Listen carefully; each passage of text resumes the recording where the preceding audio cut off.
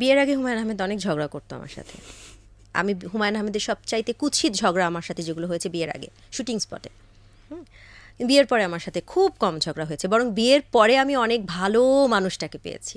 বাহ।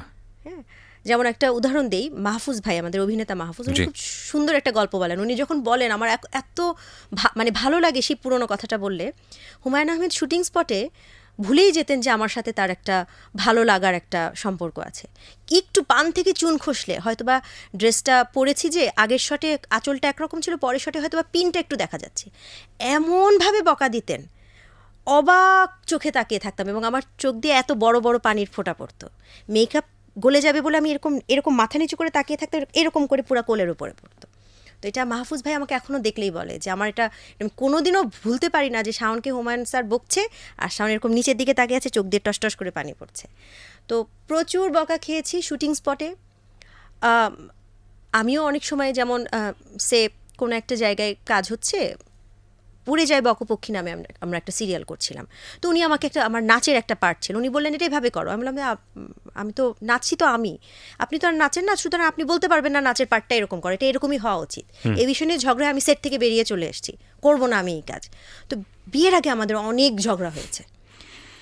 চ্যালেঞ্জার সাহেব, অভিনেতা চ্যালেঞ্জার, তিনি আমার বিয়ের 7 দিন আগে আমাকে বলেছে যে আর ইউ শিওর, মানে স্যার কিন্তু তোমাকে ওই মনে আছে, তোমাকে ওই যে বকা দিয়েছিল, ওই যে তুমি সেট থেকে বের হয়ে গেছো, সব the ugliest truth of life আমাদের যা ঘটেছে সব মনে করিয়ে দিয়েছে। আমি খুব চিন্তা করে বলেছি যে হ্যাঁ, হুমায়ুন আহমেদের 95% ভালো, 5% কুৎসিত। কুৎসিত বলতে আসলে রেগে গেলে আর কি, রেগে গেলে উনি অনেক চিৎকার করতেন, বা সবচেয়ে বড় গালি ছিল ফাজিল কোথাকার। ওকে। হ্যাঁ, তো এই ফাজিল কোথাকারই কিন্তু খুব গায়ে লাগে, কিন্তু না, এরকম মানুষের কাছ থেকে লাগেই। হ্যাঁ, খুব খুব লাগে। যদিও আমাকে ফাজিল কোথাকার বলেনি, কিন্তু তারপরেও আর কি আমি চিন্তা করে দেখেছি 5% যেটুকুন খারাপ রাগ বা বদরাগ, রাগ বললে আসলে ঠিক হবে না, এটা বদমেজাজ বলতে হবে। সেই বদমেজাজটা এমন যে চা দেওয়া হয়েছে, চাটা যেরকম টেম্পারেচারের উনি পছন্দ করেন তার চেয়ে হয়তো একটু বেশি অথবা একটু কম, ওই চায়ের কাপ ঢিল মেরে ফেলে দিয়েছেন। রাতের খাবার দেওয়া হয়েছে, আমার চোখের সামনে এগুলো দেখেছি, তো খাবার দেওয়া হয়েছে, খাবার দিয়ে হয়তো বা কাজের লোক বললো স্যার খাবার দেওয়া হয়েছে, হ্যাঁ আসছি। তো আসছি বলতে বলতে হয়তো বা উনি 15 মিনিট পার করে খেতে বসেছেন। তো খাবার যখন দেওয়া হয়েছে সেরকম গরম তো নাই, উনি হাতটা দিয়ে বললেন ঠান্ডা কেন, বলে প্লেটটা এরকম ঢিল মেরে ফেলে দিলেন, বা বাটি সহ ফেলে দিলেন, এরকম হয়েছে।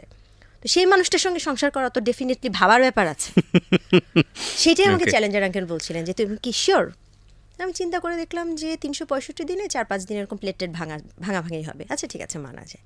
কিন্তু হ্যাঁ, সাংসারিক জীবনে আমি একটা অসম্ভব ভালো মানুষ, ভালো তো হুমায়ুন আহমেদকে আগেই দেখেছি। হুমায়ুন আহমেদ একজন অসাধারণ হাজব্যান্ড, হুমায়ুন আহমেদ একজন অসাধারণ বাবা। মানে আমাকে যদি নাম্বার দিতে বলা হয় হুমায়ুন আহমেদ বাবা হিসেবে যেই নাম্বার পাবেন, লেখক হুমায়ুন আহমেদ সেই নাম্বার পাবে না।